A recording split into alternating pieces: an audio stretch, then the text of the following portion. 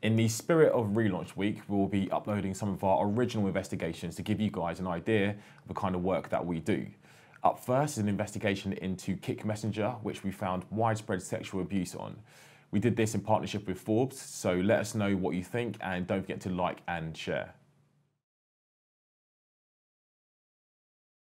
Kik Messenger, the wildly popular chat app that has 300 million users and reaches 40% of teens in the US, has a huge child exploitation problem that shows no sign of abating.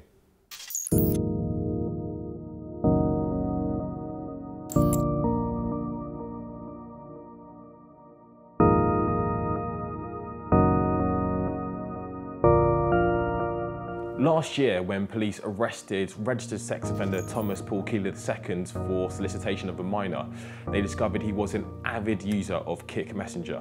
So much so that he was actively a member of more than 200 Kik groups that were dedicated to grooming children and trading child abuse material. A search warrant reviewed by us reveals that in less than a year, Keeler shared and received this content with as many as 300 different people. This is not a one-off. Just last month, Vincent Hill of Upper Marlboro was arrested and charged with soliciting sex from a 12-year-old Howard County girl. Police say Hill was using Kik. He allegedly accused of luring a teenage girl into a sexual relationship through a messaging app is now in jail. It is another all too real reminder to parents to know what's going on your children's phones. Child abuse material and grooming is rampant across the popular app, which now boasts 300 million users and has received over $120 million in funding since 2009. It's also valued at over $1 billion. Court findings reviewed by Point and Forbes reveal a myriad of horrific crimes partly facilitated with Kik.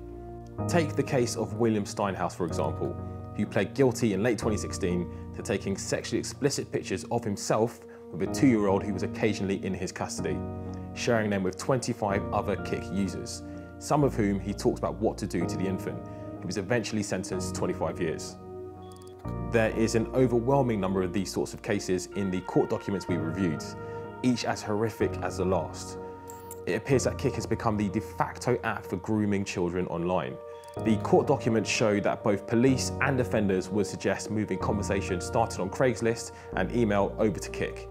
Elsewhere on Reddit, threads would openly discuss how best to avoid being caught grooming, and older men would post adverts to meet underage girls, despite the subreddit's rules.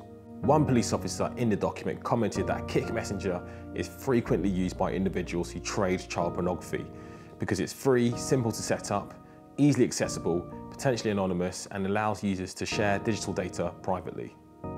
We wanted to investigate further, so we set up some fake accounts on Kik. So you can actually sign up without needing any sort of verification, right? Yeah, it's one of the kind of issues with Kik, really, for privacy and anonymity, that you don't have to connect a phone number or a real email address. But that obviously makes it very easy to sign up without any kind of verification, so there's no checks on your age, your real identity. That's it, the profile's up. So now we're gonna go and join some groups and see if we can get approached. With one account, we joined around 10 public groups, which allow every user to see who's participating and then direct message them. They're what make Kik that much more open than other platforms. The groups we joined came up after searches for teenagers, friends, and 14. And the friends hashtag recommended by the Kik bot is just porno. Yeah. You know, stuff like that is thrown up. Yeah. And we put our birthday in as 13, right? The system knows we're underage, yeah, it's still throwing up stuff like that. Yeah, you'd think that they would have maybe slightly better technology just to look at the nature of the groups. I mean, yeah, the names of them are sort of pretty glaringly obvious. Yeah. Within an hour, the girl had received 10 private messages, all from men. Most simply said, hey. One, however, sent a particularly aggressive message with sexually explicit language. His profile picture was a man with his top off. We then took it one step further and enlisted the help of a third-party Kik friend finder app called K Friend Finder. These kinds of apps allow people to make their profile more visible and typically include filters for age ranges from 13 upwards. Within 10 minutes of advertising our profile, which clearly stated the girl's age, close to 300 messages came in. Nearly all of them were from men.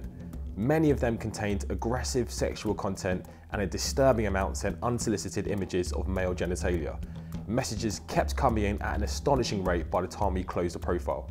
And I guess most other chat apps or common sense thing to do would be to friend request, and then you can say, you know, whether or not you want to talk to somebody. But this, you sign up and it comes straight into your inbox with the pictures, with the chats, and you can't avoid it. And there's 300 chats. That's overwhelming for somebody. You set a profile up, there's 300 that come in straight away. An insane number of messages to be getting just from uploading one profile, and that kind of message as well to be coming through is horrific, really. Absolutely.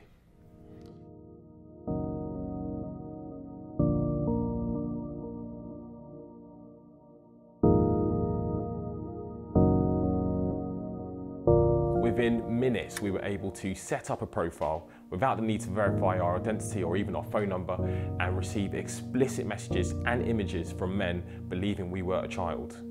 A quick browse through the reviews on the Play Store reveals users complaining about how it's primarily used by paedophiles. London School of Economics professor Sonia Livingston sat down with us and explained how tech companies should be doing child safety risk assessments before they launch their products.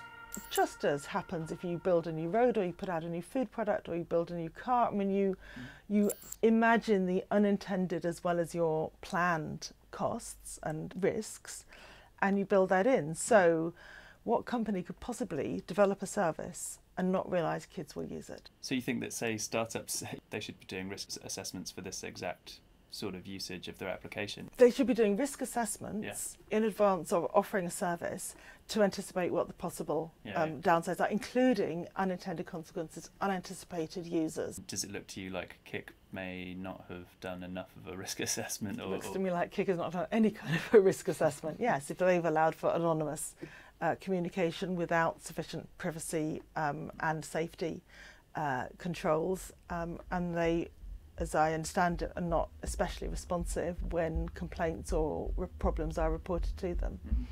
Kik, for its part, is working with law enforcement to hand over identifying data on suspect users.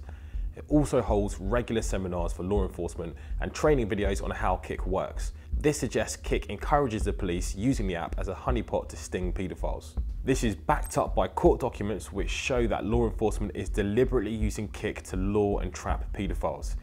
We asked to attend this law enforcement seminar, but we received no response from Kik. There's also the issue that Kik doesn't appear to be removing profiles of individuals accused or convicted of child exploitation offences. Take the profile Steinhaus used, Bad Dad 4682. It remains accessible, as were 17 other profiles named in court documents accused of acquiring or sharing child abuse material. We sat down with Rose Bray, Child Online Safety Projects Manager at the NSPCC, who explained how Kik should be doing more to stop this.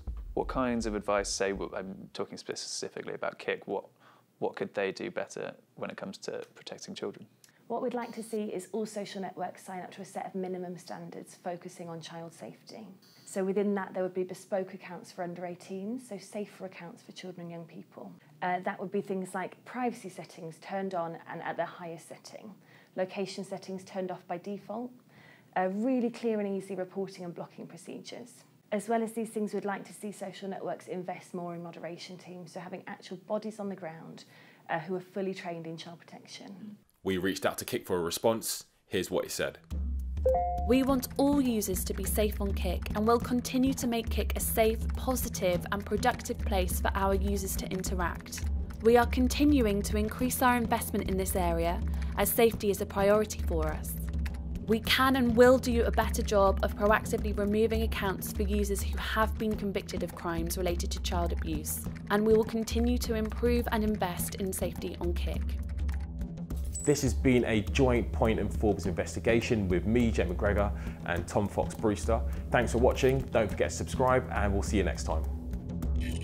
There has never been a more important time to support independent media and investigative journalism. So if you like the work we do, then subscribe to our channel, send us tips, and most importantly, if you can, pledge to our Patreon and help keep us going and keep us uncovering these stories. Cheers.